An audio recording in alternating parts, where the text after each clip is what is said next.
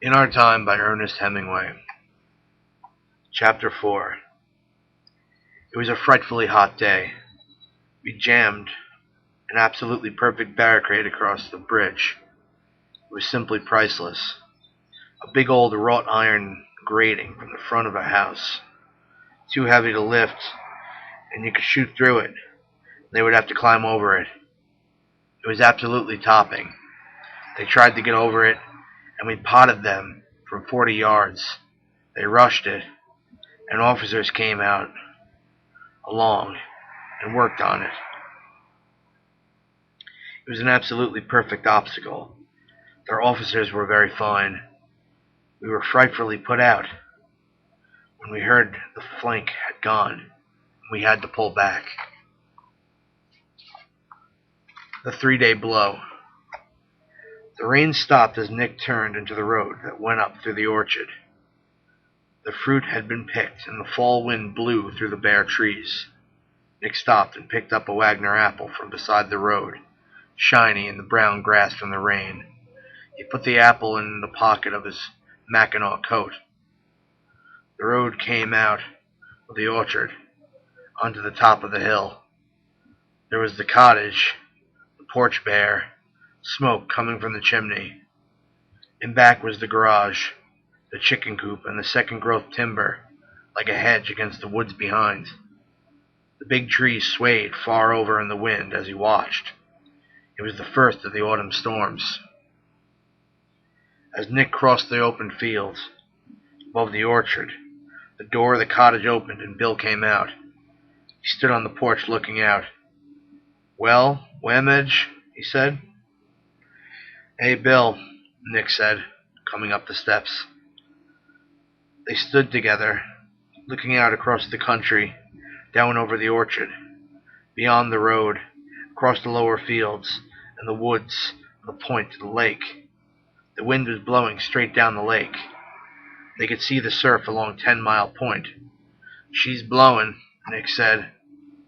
"She'll blow like that for 3 days," Bill said. "Is your dad in?" Nick said. "No, he's out with the gun. Come on in." Nick went inside the cottage. There was a big fire in the fireplace. The wind made it roar. Bill shut the door. "Have a drink?" he said. He went out to the kitchen and came back with 2 glasses and a pitcher of water. Nick reached the whiskey bottle from the shelf above the fireplace. "All right?" he said. "Good," said Bill. They sat in front of the fire and drank the Irish whiskey and water. "It's got a swell, smoky taste," Nick said, and looked at the fire through the glass. "That's the peat," Bill said. "You can't get peat into liquor," Nick said. "That doesn't make any difference," Bill said. "You ever seen any peat?" Nick said. "No," said Bill. "Neither have I," Nick said. His shoes, stretched out on the hearth, began to steam in front of the fire. "Better take your shoes off," Bill said. "I haven't got any socks on." "Take them off and dry them, and I'll get you some," Bill said. He went upstairs into the loft, and Nick heard him walking about overhead. Upstairs was open under the roof, and was where Bill and his father and he, Nick, sometimes slept.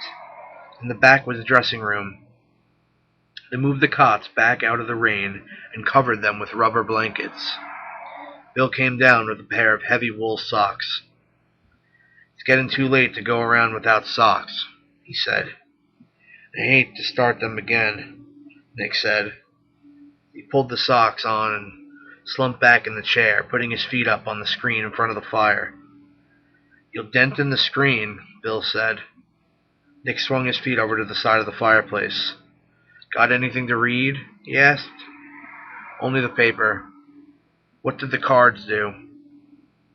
"Dropped a doubleheader to the Giants. That ought to cinch it for 'em." "It's a gift," Bill said.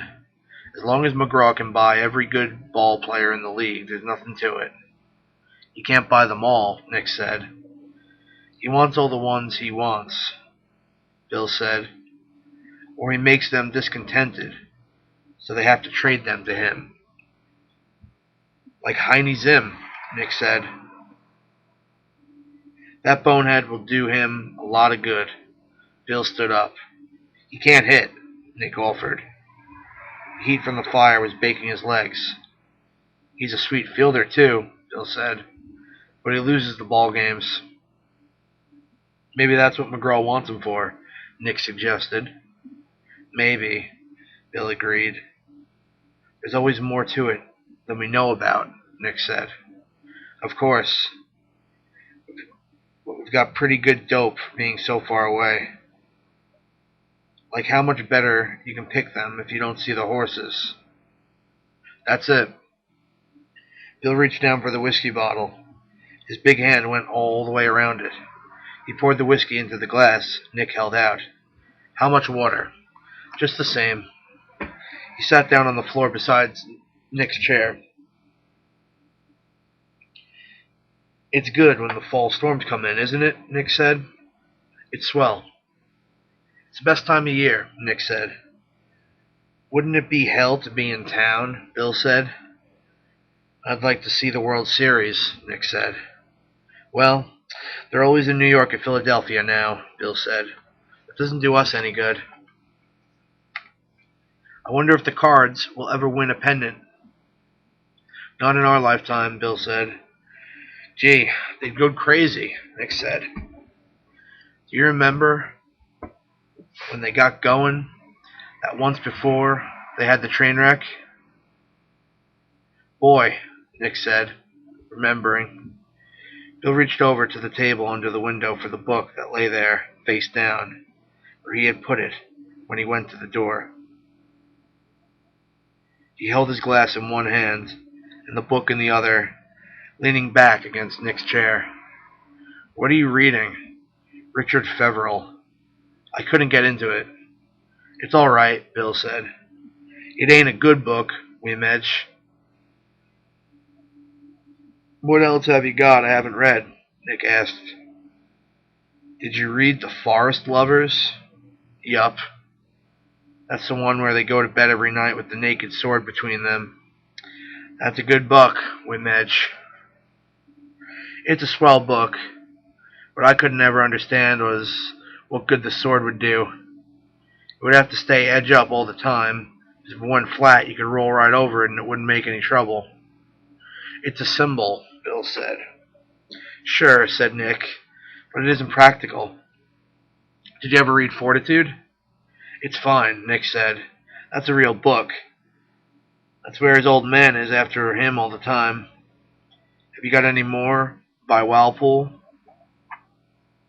Dark Forest, Bill said. It's about Russia. What does he know about Russia? Nick asked. I don't know. You can't ever tell about those guys. Maybe he was there when he was a boy. He's got a lot of dope on it. I'd like to meet him, Nick said. I'd like to meet Chesterton, Bill said. I wish he was here now, Nick said. We take him fishing. To the Voy tomorrow. I wonder if he'd like to go fishing, Bill said.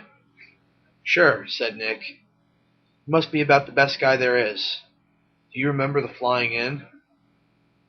If an angel out of heaven gives you something else to drink, thank him for his kind intentions. Go and pour them down the sink. That's right, said Nick. I guess he's a better guy than Walpole.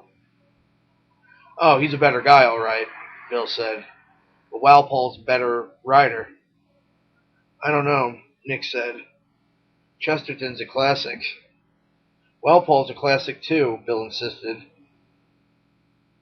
I wish we had them both here, Nick said. We take them both fishing to the Voy tomorrow. Let's get drunk, Bill said. All right, Nick agreed. My old man won't care, Bill said. Are you sure? Said Nick. I know it, Bill said. I'm a little drunk now, Nick said. You aren't drunk, Bill said. He got up from the floor and reached for the whiskey bottle. Nick held out his glass, his eyes fixed on it while Bill poured. Bill poured the glass half full of whiskey. Put in your own water, he said. That's just one more shot. Got any more? Nick asked. There's plenty more, but Dad only likes me to drink what's open. Sure, said Nick. He says opening bottles is what makes drunkards, Bill explained. That's right, said Nick. He was impressed. He had never thought of that before. He had always thought it was a solitary drinking that made drunkards. How is your dad? He asked respectfully. He's all right, Bill said. He gets a little wild sometimes. He's a swell guy, Nick said. He poured water into his glass out of the pitcher. It mixed slowly with the whiskey. There was more whiskey than water. You bet your life he is, Bill said. My old man's all right, Nick said. You're damn right he is, said Bill. He claims he's never taken a drink in his life, Nick said, as though announcing a scientific fact. Well, he's a doctor. My old man's a painter. That's different. He's missed a lot, Nick said sadly. You can't tell, Bill said. Everything's got its compensations. He says he's missed a lot himself, Nick confessed. Well, Dad's had a rough time, Bill said. It all evens up, Nick said. I sat looking into the fire and thinking of this profound truth. I'll get a chunk from the back porch, Nick said. He had noticed while looking into the fire that the fire was dying down. Also, he wished to show he could hold his liquor and be practical. Even if his father had never touched a drop, Bill was not going to get him drunk before he himself was drunk. Bring one of the big beach chunks, Bill said. He was also being consciously practical. Nick came in with the log through the kitchen, and in passing knocked a pan off the kitchen table. He laid the log down and picked up the pan. It had contained dried apricots, soaking in water. He carefully picked up all the apricots off the floor.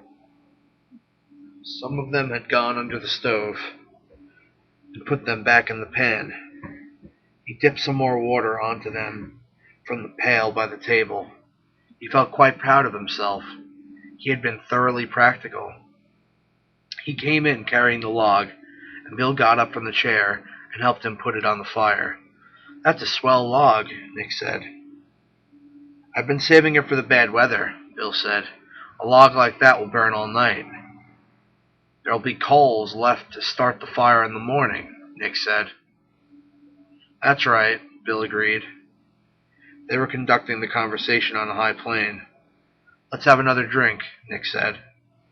I think there's another bottle open in the locker, Bill said. He kneeled down in the corner in front of the locker and brought out a square-faced bottle. It's scotch, he said. I'll get some more water, Nick said. He went out into the kitchen again. He filled the pitcher with the dipper, dipping cold spring water from the pail. On his way back to the living room, he passed a mirror in the dining room and looked in it. His face looked strange. He smiled at the face in the mirror, and it grinned back at him. He winked at it, and it went on. It was not his face, but it didn't make any difference. Bill had poured out the drinks. That's an awfully big shot, Nick said. Not for us, Weemedge, Bill said. What'll we drink to? Nick asked, holding up the glass. Let's drink to fishing, Bill said. All right, Nick said. Gentlemen, I give you fishing. All fishing, Bill said. Everywhere. Fishing, Nick said. That's what we drink to. It's better than baseball, Bill said. There isn't any comparison, said Nick. How did we ever get talking about baseball? It was a mistake, Bill said.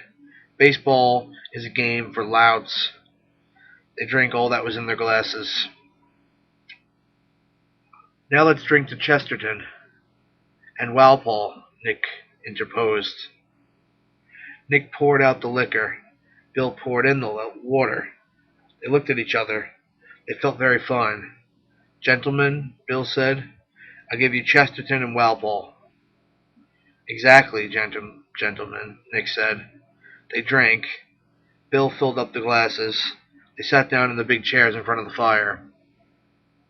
"You were very wise, Wimedge," Bill said. "What do you mean?" asked Nick. "To bust off that Marge business," Bill said. "I guess so," said Nick. "It was the only thing to do. If you hadn't, by now you'd be back home, working, trying to get enough money to get married." Nick said nothing. "Once a man's married, he's absolutely bitched," Bill went on. "He hasn't got anything more. Nothing. Not a damn thing. He's done for it. You've seen the guys that get married." Nick said nothing. "You can tell them," Bill said. "They get this sort of fat married look. They're done for." "Sure," said Nick. "It was probably bad busting it off," Bill said. "But you always fall for somebody else, and then it's all right. Fall for them, but don't let them ruin you." "Yes," said Nick. "If you'd have married her, you would have had to marry the whole family. Remember, her mother and the guy she married." Nick nodded. "Imagine having them around the house all the time, going to Sunday dinners at their house, having them over to dinner, and her telling Marge all the time what to do and how to act." Nick sat quiet. "You came out of it damned well," Bill said. "Now she can marry somebody of her own sort and settle down and be happy. You can't mix oil and water, and you can't mix that sort of thing any more than if I'd marry Ida that works for Stratton's. She'd probably like it, too." Nick said nothing. The liquor had all died out of him and left him alone. Bill wasn't there. He wasn't sitting in front of the fire going fishing tomorrow with Bill and his dad or anything. He wasn't drunk. It was all gone. All he knew was that he had once had Marjorie and that he had lost her. She was gone, and he had sent her away. That was all that mattered. He might never see her again. Probably he never would. It was all gone. Finished. "Let's have another drink," Nick said. Bill poured it out. Nick splashed in a little water. "If you'd gone on that way, we wouldn't be here now," Bill said. That was true. His original plan had been to go down home and get a job. Then he had planned to stay in Charlevoix all winter so he could be near Marge. Now he did not know what he was going to do. "Probably we wouldn't even be going fishing tomorrow," Bill said. "You had the right dope, all right." "I couldn't help it," Nick said. "I know. That's the way it works out," Bill said. "All of a sudden everything was over," Nick said. "I don't know why it was. I couldn't help it. Just like when the 3-day blows come now and rip all the leaves off the trees. Well, it's over, that's the point," Bill said. "It was my fault," Nick said. "Doesn't make any difference whose fault it was," Bill said. "No, I suppose not," Nick said. The big thing was that Marjorie was gone, and that probably he would never see her again. He had talked to her about how they would go to Italy together, and the fun they would have. Places they would be together. It was all gone now. "So long as it's over, that's all that matters," Bill said. "I tell you, Weemedge, I was worried while it was going on. You played it right. I understand her mother is sore as hell. She told a lot of people you were engaged." "We weren't engaged," Nick said. "It was all around that you were." "I can't help it," Nick said. "We weren't." "Weren't you going to get married?" Bill asked. "Yes, but we weren't engaged," Nick said. "What's the difference?" Bill asked judiciously. "I don't know. There's a difference." "I don't see it," said Bill. "All right," said Nick. "Let's get drunk." "All right," Bill said. "Let's get really drunk." "Let's get drunk and then go swimming," Nick said. He drank off his glass. "I'm sorry as hell about her, but what could I do?" he said. "You know what her mother was like." "She was terrible," Bill said. All of a sudden it was over, Nick said. I ought not to talk about it. You aren't, Bill said. I talked about it, and now I'm through.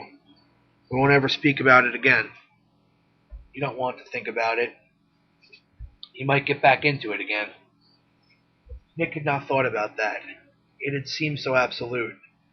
That was a thought that made him feel better. Sure, he said. There's always that danger.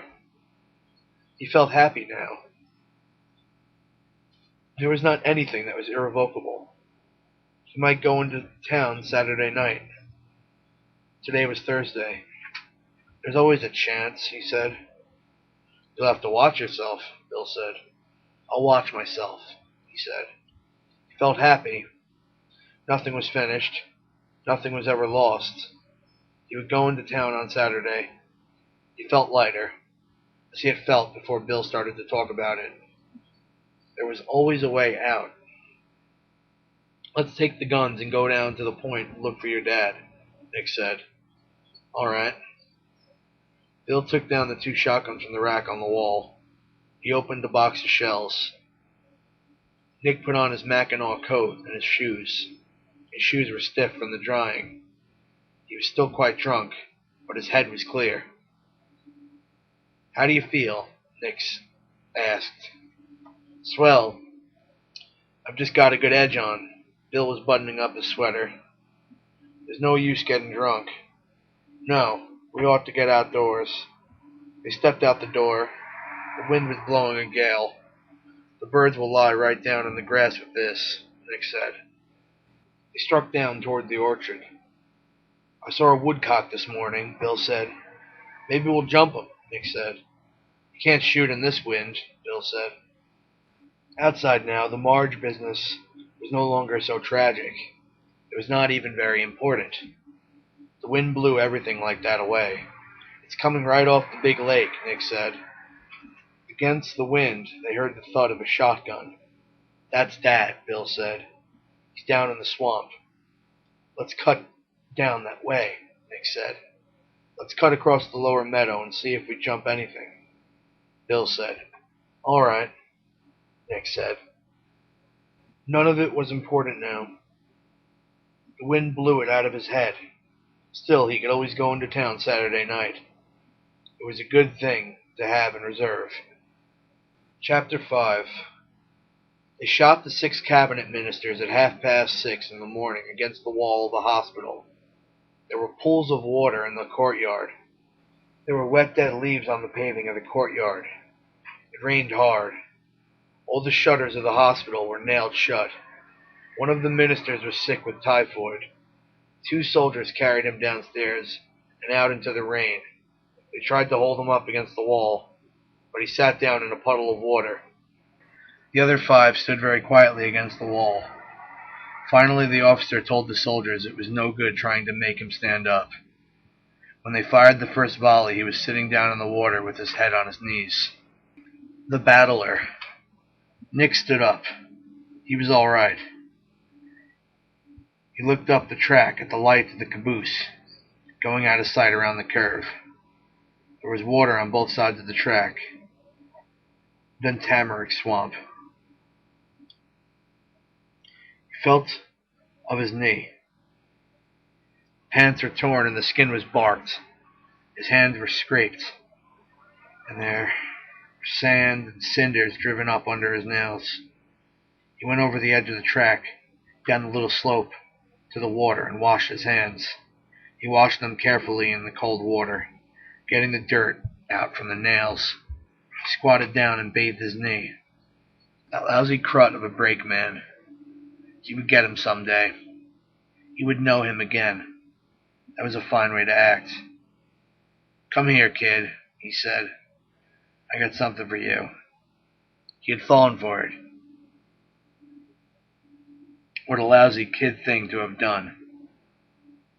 They would never suck him in that way again. Come here, kid. I got something for you. Then wham, and he lit on his hands and knees beside the track. Nick rubbed his eye. There's a big bump coming up. He would have a black eye, all right. It ached already. That son of a crutting brakeman. He touched the bump over his eye with his fingers. Oh well, it was only a black eye. That was all he had gotten out of it. Cheap at that price. He wished he could see it. Could not see it looking into the water, though. It was dark, and he was a long way from anywhere. He wiped his hands on his trousers, and stood up, then climbed the embankment to the rails. He started up the track. It was well ballasted and made easy walking. Sand and gravel packed between the ties. Solid walking.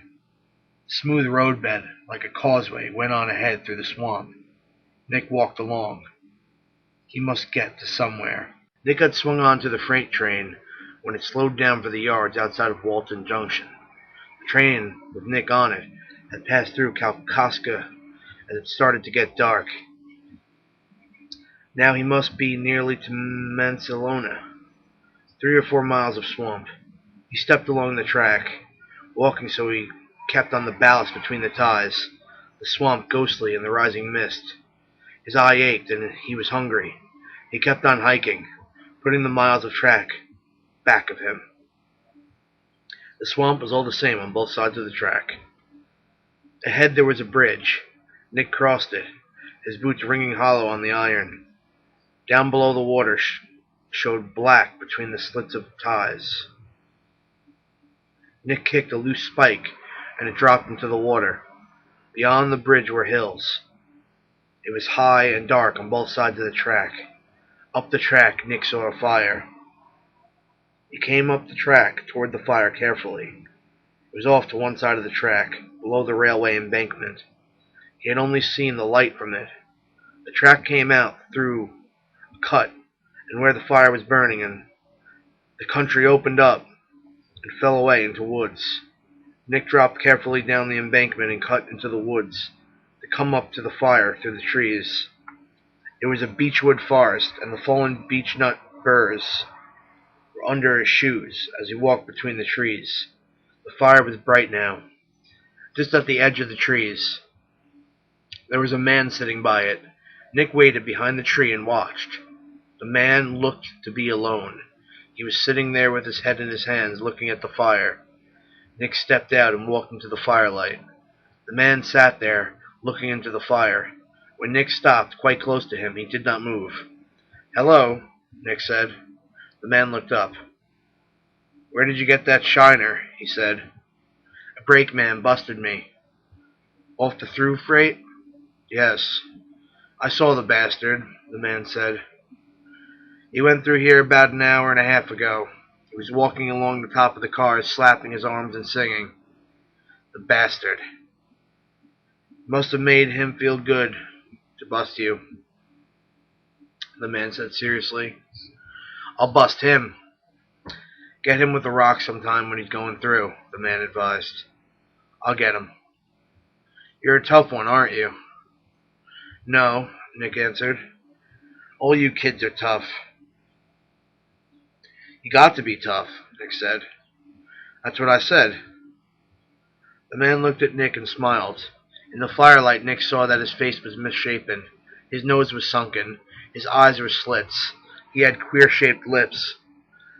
Nick did not perceive all of this at once. He only saw the man's face was queerly formed and mutilated. It was like putty in color, dead-looking in the firelight. "Don't you like my pan?" the man asked. Nick was embarrassed. "Sure," he said. "Look here." The man took off his cap.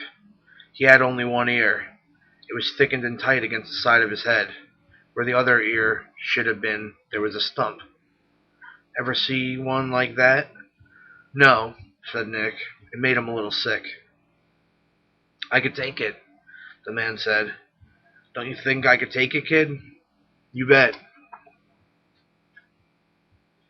"They all busted their hands on me," the little man said. "They couldn't hurt me." He looked at Nick.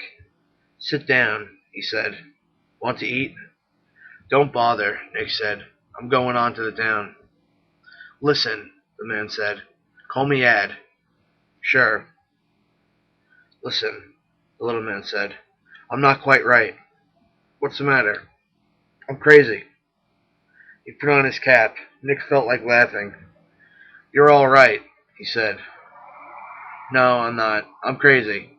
Listen, you ever been crazy? No, Nick said. How does it get you? I don't know, Ad said. When you got it, you don't know about it. You know me, don't you? No. I'm Ad Francis. Honest to God? Don't you believe it? Yes. Nick knew it must be true. You know how I beat them? No, Nick said. My heart's slow. It only beats 40 a minute. Feel it. Nick hesitated. Come on. The man took hold of his hands. Take hold of my wrist. Put your fingers there. The little man's wrist was thick and the muscles bulged above the bone. Nick felt the slow pumping under his fingers. Got a watch? No. Neither have I, Ad said. It ain't any good if you haven't got a watch. Nick dropped his wrist. Listen, Ad Francis said. Take a hold again. You count and I'll count up to 60. Feeling the slow, hard throb under his fingers, Nick started to count. He heard the little man counting slowly. 1, 2, 3, 4, 5, and on, aloud. 60, Ad finished. That's a minute. What did you make it? 40, Nick said. That's right, Ad said happily. She never speeds up. A man dropped down the railroad embankment and came across the clearing to the fire. Hello, Bugs, Ad said. Hello, Bugs answered. It was a Negro's voice. Nick knew from the way he walked that he was a Negro. He stood with his back to them, bending over the fire. He straightened up. This is my pal Bugs, Ad said. He's crazy too. Glad to meet you, Bugs said. Where you say you're from? Chicago, Nick said. That's a fine town, the Negro said. I didn't catch your name. Adams. Nick Adams. He says he's never been crazy, Bugs, Ad said. He's got a lot coming to him, the Negro said. He was unwrapping a package by the fire. When are we going to eat, Bugs? The prizefighter asked. Right away. Are you hungry, Nick? Hungry as hell. You hear that, Bugs? I hear most of what goes on. This ain't what I asked you. Yes, I heard what the gentleman said. Into a skillet he was laying slices of ham. As the skillet grew hot, the grease sputtered and Bugs, crouching on long nigger legs over the fire, turned the ham and broke eggs into the skillet, tipping it from side to side to baste the eggs with hot fat. Will you cut some bread out of the bag, Mr. Adams? Bugs turned from the fire. Sure. Nick reached in the bag and brought out a loaf of bread. He cut 6 slices. Ad watched him and leaned forward. Let me take your knife, Nick, he said. No, you don't, the Negro said. Hang on to your knife, Mr. Adams. The prizefighter sat back. Will you bring me the bread, Mr. Adams? Bugs asked. Nick brought it over. Do you like to dip your bread in the ham fat? The Negro asked. You bet. Perhaps we'd better wait until later. It's better at the finish of the meal. Here. The Negro picked up a slice of ham and laid it on one of the pieces of bread, then slid an egg on top of it. Just close that sandwich, will you, please, and give it to Mr. Francis? Ad took the sandwich and started eating.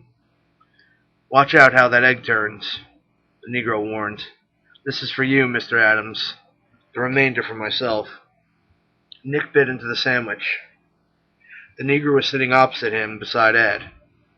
The hot fried ham and eggs tasted wonderful. Mr. Adams is right hungry, the Negro said. The little man, whom Nick knew by name as a former champion fighter, was silent. He had said nothing since the Negro had spoken about the knife. May I offer you a slice of bread dipped right in the hot ham fat? Bugs said. Thanks a lot. The little man looked at Nick. Will you have some, Mr. Adolph Francis? Bugs offered from the skillet. Ad did not answer. He was looking at Nick. Mr. Francis? Came the nigger's soft voice. Ad did not answer. He was looking at Nick. I spoke to you, Mr. Francis. the nigger said softly. Ed kept on looking at Nick. He had his cap down over his eyes. Nick felt nervous. "How the hell do you get that way?" came out from under the cap sharply at Nick. "Who the hell do you think you are? You're a snotty bastard. You come in here where nobody asks you and eat a man's food, and when he asks you to borrow a knife, you get snotty." He glared at Nick.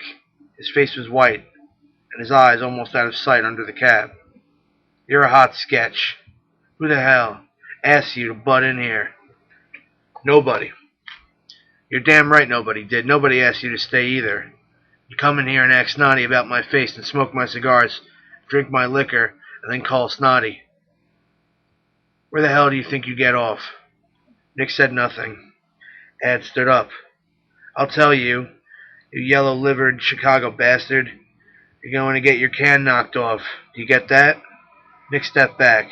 The little man came toward him slowly, stepping flat-footed forward, his left foot stepping forward, his right dragging up to it. "Hit me." He moved his head. "Try and hit me." "I don't want to hit you." "You won't get out of it that way. You're going to take a beating, see? Come on and lead at me." "Cut it out," Nick said. "All right then, you bastard." The little man looked down at Nick's feet. As he looked down, the Negro, who had followed behind him as he moved away from the fire, set himself and tapped him across the base of the skull. He fell forward, and Bugs dropped the cloth-wrapped blackjack on the grass. The little man lay there, his face in the grass. The Negro picked him up, his head hanging, and carried him to the fire. His face looked bad, the eyes open. Bugs laid him down gently.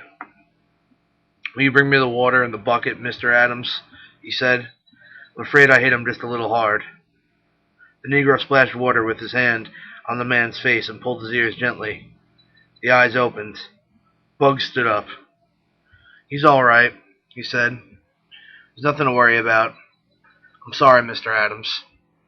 "It's all right." Nick was looking down at the little man. He saw the blackjack on the grass and picked it up. It had a flexible handle and was limber in his hand. It was made of worn black leather with a handkerchief wrapped around the heavy end. "That's a whalebone handle," the Negro smiled. "They don't make them anymore. I didn't know how well you could take care of yourself, and, anyway, I didn't want you to hurt him or mark him up no more than he is." The Negro smiled again. "You hurt him yourself." "I know how to do it. He won't remember nothing of it. I have to do it to change him when he gets that way." Nick was still looking down at the little man, lying, his eyes closed in the firelight. Bugs put some wood on the fire. "Don't you worry about him none, Mr. Adams. I've seen him like this plenty of times before." "What made him crazy?" Nick asked. "Oh, a lot of things," the Negro answered from the fire. "Would you like a cup of this coffee, Mr. Adams?" He handed Nick the cup and smoothed the coat he had placed under the unconscious man's head. "He took too many beatings for one thing." The Negro sipped the coffee. "But that just made him sort of simple. Then his sister was his manager, and they was always being written up in the papers all about brothers and sisters, and how she loved her brother and how he loved his sister. And then they got married in New York, and that made a sort of unpleasantness. I remember about it." "Sure. Of course, they wasn't brother and sister no more than a rabbit, but there was a lot of people didn't like it either way, and they commenced to have disagreements, and one day she just went off and never came back." He drank the coffee and wiped his lips with his pink palm of his hand. "He just went crazy. Will you have some more coffee, Mr. Adams?" "Thanks." "I seen her a couple of times," the Negro went on. "She was an awful good-looking woman. Looked enough like him to be twins. He wouldn't be bad-looking without his face all busted." He stopped. The story seemed to be over. "Where did you meet him?" asked Nick. "I met him in jail," the Negro said. "He was busting people all the time after she went away. They put him in jail. I was in for cutting a man. He smiled and went on soft-voiced. Right away, I liked him, and when I got out, I looked him up. He likes to think I'm crazy, and I don't mind. I like to be with him, and I like seeing the country, and I don't have to commit no larceny to do it. I like living like a gentleman. What do you all do? Nick asked. Oh, nothing. Just move around. He's got money. He must have made a lot of money. Sure. He spent all his money, though, or they took it away from him. She sends him money. He poked up the fire. She's a mighty fine woman, he said. She looks enough like him to be his own twin. The Negro looked over at the little man, lying, breathing heavily. His blonde hair was down over his forehead. His mutilated face looked childish in repose. I can wake him up any time now, Mr. Adams. If you don't mind, I wished you'd sort of pull out. I don't like to not be hospitable, but it might disturb him back again to see you. I hate to have to thump him, and it's the only thing to do when he gets started. I have to sort of keep him away from people. You don't mind, do you, Mr. Adams? No, don't thank me, Mr. Adams. I'd have warned you about him, but he seemed to have taken such a liking to you, and I thought things were going to be all right. You'll hit a town about 2 miles up the track. Mansalona, they call it. Goodbye. I wish we could ask you to stay the night, but it's just out of the question. Would you like to take some of the ham and some bread with you? No? You better take a sandwich. All this in a low, smooth, polite nigger voice. Good. Well, goodbye, Mr. Adams. Goodbye and good luck.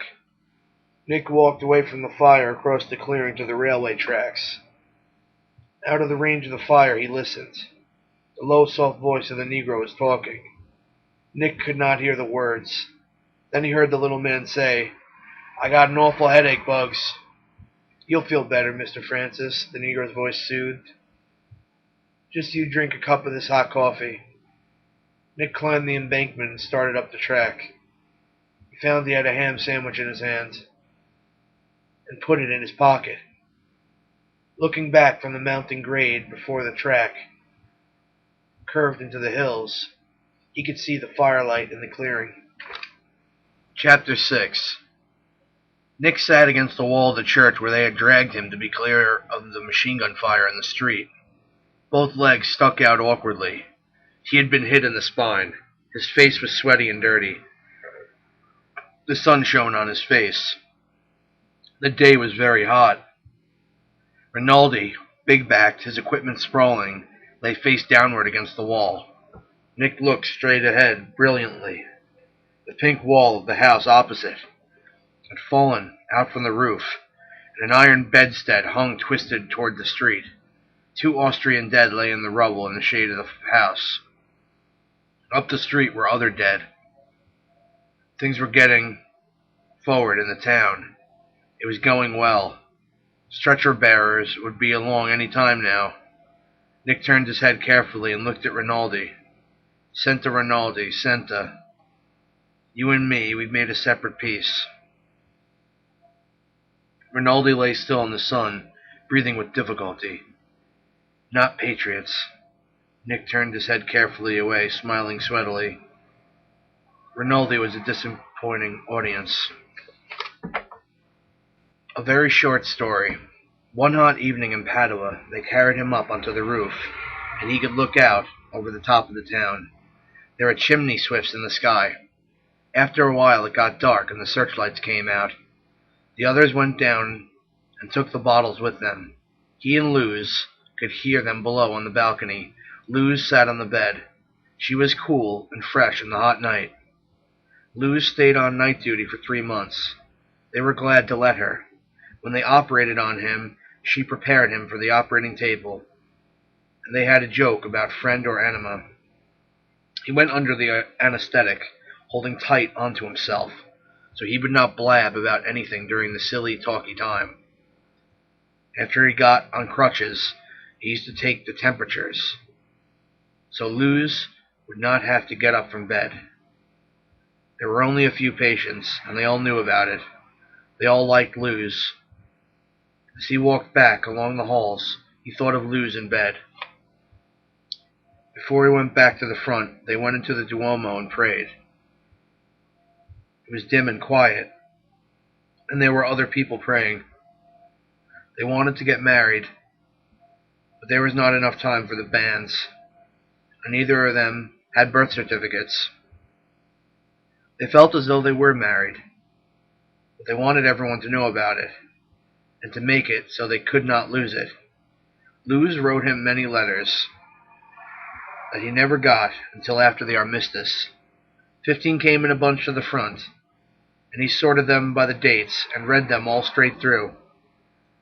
They were all about the hospital, and how much she loved him, and how it was impossible to get along without him, and how terrible it was missing him at night. After the armistice, they agreed he should go home to get a job so they might get married. Luz would not come home until he had a good job and could come to New York to meet her. It was understood he would not drink, and he did not want to see his friends or anyone in the States, only to get a job and be married. On the train from Padua to Milan, they quarreled about her not being willing to come home at once. When they had to say goodbye in the station at Milan, they kissed goodbye, but were not finished with the quarrel. He felt sick about saying goodbye like that. He went to America on a boat from Genoa. Luz went back to Bordone to open a hospital. It was lonely and rainy there, and there was a battalion of Arditi quartered in the town. Living in the muddy, rainy town in the winter, the major of the battalion made love to Luz, and she had never known Italians before, and finally wrote to the States that theirs had been only a boy and girl affair. She was sorry, and she knew he would probably not be able to understand, but might someday forgive her and be grateful to her, and she expected, absolutely unexpectedly, to be married in the spring. She loved him as always, but she realized now it was only a boy and girl love. She hoped he would have a great career, and believed in him absolutely. She knew it was for the best. The major did not marry her in the spring, or any other time. Luz never got an answer to the letter to Chicago about it. A short time after, he contracted gonorrhea from a salesgirl in a Loop department store, or riding in a taxicab through Lincoln Park.